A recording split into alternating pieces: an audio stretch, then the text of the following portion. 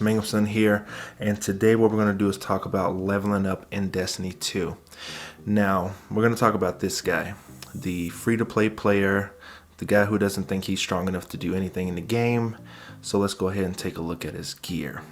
So on average, a new Guardian will probably look like this. I don't think any Guardian in the game really starts off at 1100, but I'm about to open your eyes at the actual content for the game. We'll start off with some of the more basic stuff. We have Vanguard cooperative missions, which are regular strikes. Then we can go see the Drifter. Not advising an 1100 powered Guardian to go into Gambit, but you can go play Gambit. Then if you go into the Crucible player versus player list, then you have Control, Showdown, Survival, Rumble. All these have level advantages disabled, so no matter what power level you go in there as, you're gonna be taken care of. Next, if we head over to the Tangled Shore, we can find Crow. Until they update him, he's there on the Tangled Shore to complete Wrathborn hunts, which will give you Season of the Hunt armor. You can also do the dungeons, the Prophecy Dungeon, the Pit of Heresy, and even the Shattered Throne. Now, Destiny's reward system laid out on the table or laid out on the directory hasn't always been straightforward in all the rewards that you can get, but even most of the raids are still available to you at an 1100 power level. Garden of Salvation, stuff like that, Last Wish raid.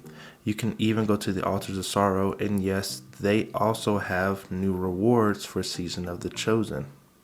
So you're still feeling a little upset that you can't play Battlegrounds with your friends right away.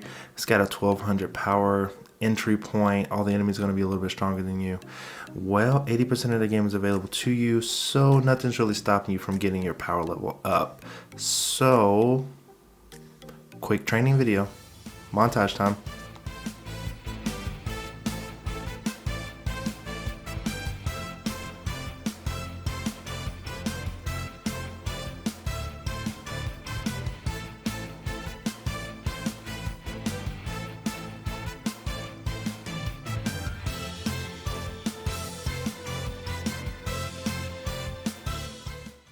And just like that, you're one of the elites that has gotten your power level above 1200, working on that 1230, 1220, 1250 type of power cap, little soft cap limit, and you've done just about everything that you need to do in order to succeed more in the Battlegrounds playlist and continue to in-game activity. So what's left for you? You started playing games with your friends and got inside of Battlegrounds. Well, this season is kinda all about going into the Vanguard playlist and clicking to do more Battlegrounds. So come on, let's get back into Battlegrounds, the event that you wanted to play so much. The ultimate PvE activity versus the hamsters and other guardians getting hit by giant rocks falling from the sky in the continuous horde mode of Destiny's finest. All in all, this is going to start raising your level. You're going to enter Battlegrounds and you're going to dominate the hamsters. You're going to get into Battlegrounds and you're going to put down the enemy. You're going to get into Battlegrounds and realize that you've continuously played Battlegrounds for a long period of time. You have increased your light level past 1230 and you have broken your limits.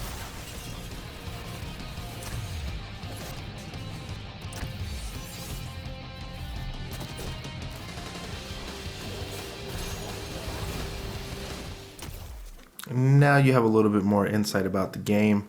You've done your research and you found out that, hey, I think I found the gameplay loop that Destiny 2 is achieving.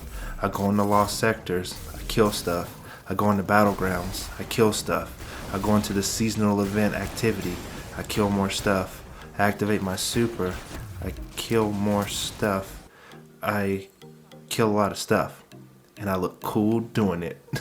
Yeah, I look cool doing it.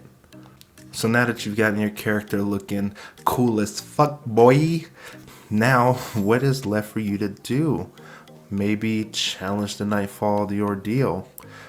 That is a more in-game activity. we can go back into Gambit and not get our faces stomped in because level advantages are enabled there. We can do Destiny's version of speed running and nightmare hunts on the moon. No one's been there in a long time. Then we can go and do the exotic quest of Presage. You can complete that activity over and over again, like twice a week. So twice a week you'll get a little exotic drop. Then you can get a 6-man raid together, go into the Deepstone Crypt, Then you can go do Empire hunts, which people probably don't do anymore, but there is an option to do those. I wouldn't suggest it, but the simulation activity or the Exo challenge is a easy activity to do, which will get you a pinnacle drop. So all in all, this is all about mastering your light. You get out there and you master all the abilities that you can in order to use the light and to wield the light to your whim and to your will. So you get used to using your arc subclasses, your solar subclasses, your void subclasses, but even with all these subclasses, even with all the power of the lights at your disposal, you're still going to need to reach further into that bag of tricks that you got there, because there's still more stuff to do. So after you've completed regular Nightfall ordeals, maybe you're ready for the Grandmaster Ordeal challenge. Probably not, they're really hard, but it is an in-game activity that you've been working up to since you've been trying to increase your light level. We also have Iron Banner, and we have Trials of Osiris respectively whenever it's not disabled, because it breaks a lot, sorry. But with those are more in-game activities. Then you can venture with Lord Saladin and even make it to the lighthouse one day. As even more rewards await for you within the raids, Destiny 2 continues to push forward and remain full of surprises to this day with its ever evolving world. Just remember, whatever light shines on will also cast a shadow of darkness. And a quick note here, the Harbinger mission is the only mission that requires a 1270 power. So now you know what activities you can do, what activities are available to you, and what order you should play them in. I hope you guys liked the video. Please like, share, and subscribe, and I'll see you in the next one. I've seen terrible things born out in the darkness.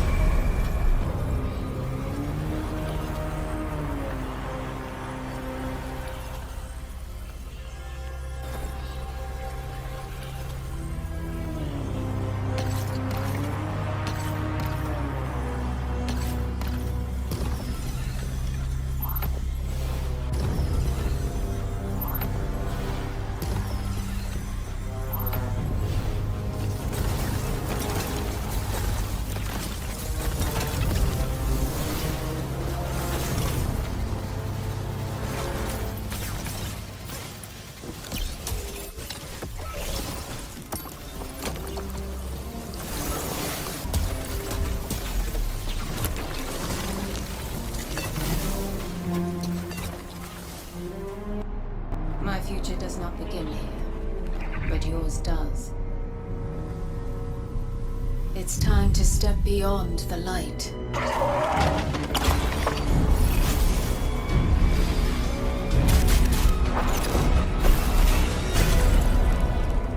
And it all begins with a splinter.